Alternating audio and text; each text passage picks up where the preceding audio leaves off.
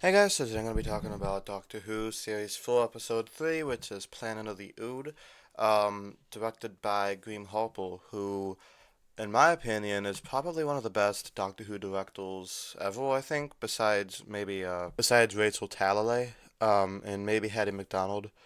But yeah, you could, he's also directed a couple 80s episodes, which I think makes him the only guy to direct both eras of the show. But all of his episodes that I've seen are pretty great. I haven't seen Revelation of the Daleks in full, but it has a certain pace and the themes, and it's like a little bit of grittiness, but not too dark. He just has a perfect balance, I think. So the Doctor takes Donna to her first alien planet, and this is the Ood spiel. Do you guys remember the Ood from the Satan episode? Well, they're back this time, and they're kind of just this whole slave race, and humans are the evil culprit masterminds, kind of just taking their cognitive brains out and having them be their slaves. And they're like, well, they didn't say not to do that. Well, it's like, well, I mean, you kind of forced them into it. Of how even though the budget is pretty small and it doesn't look that great, you could tell that they put a lot of effort into making it look like a really alien world. It looks very distinctive, creative, and that's the thing about Doctor Who. It might not have the best budget, but you could tell the people behind it are so creative that they make it work, and you're able to suspend your disbelief for a little bit. I compare that to maybe a Marvel movie, which has a $200 million budget and looks like dog shit. Then you can't suspend your disbelief because you're like, where did that money go to? You know? So I really like the villain in the episode, not Jeff Bezos. And I like how they set up he's very insecure about his stupid bald head. So he takes these hair implant juices and he gets comeuppance for his mistreatment of the Ood when he literally turns into one. I'm not exactly sure how that works, but you know, this is Doctor Who, and I try not to question the logistics of those sci-fi-ness. But yeah, for an episode in the modern era, it definitely feels like an old school Doctor Who episode, something you'd see in a Davison era episode, or maybe even a Tom Baker one. You just have the very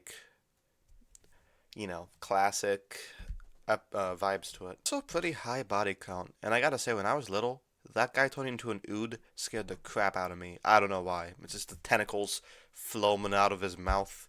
It's like, ew. Turning him into an ood kind of adds questionable morality to the ood people, because it's like, did they really have the right to do that? I know he's a bad guy, but still, taking away his choice in the matter is kind of fucked up. But I do love shows where there's no perfect character, there's no moral high ground. Anakin. But what I really like about this episode is the political commentary, the capitalistic slave label. And Donna's like, well, I would never do that. And the doctor's like, where do you buy your clothes from? Obviously, commenting on China's child label problems. Yeah.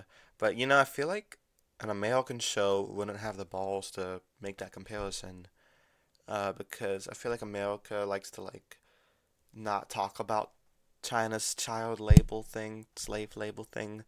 Maybe the British just don't give a fuck. Or maybe it was, something you could get away with talking about in 2008 but not talk about now. I don't know. Whatever the reason was, I like how they went through. And I really like Donna's performance in this episode. Catherine Tate, 3 episodes in a row, killing it. Just a very good dramatic actress. I know she's a comedian before she was a dramatic actress, but like I've said before, I feel like those could make the best actors. So she does a great performance here. Very first is kind of grossed out by the Ood, and then she quickly becomes empathetic to them, which is a very Donna thing to do. I think Donna has a lot of empathy, definitely more empathy than Rose, maybe on the same level as Martha. So yeah, pretty solid episode. I'm gonna give it a B minus. It's not perfect, like the story's been done before, but the execution solid. So let me know what you guys think of this episode down in the comments below, and I'll be back next time for my review of episodes 4 and 5, which is a two-parter. So just make that one video. In the meantime, I'll be doing videos on Elantris by Brandon Sanderson, the Succession series finale, and Ted Lasso, and stuff like that. So if you're interested, subscribe below. Thank you guys so much for watching. Until next time, peace.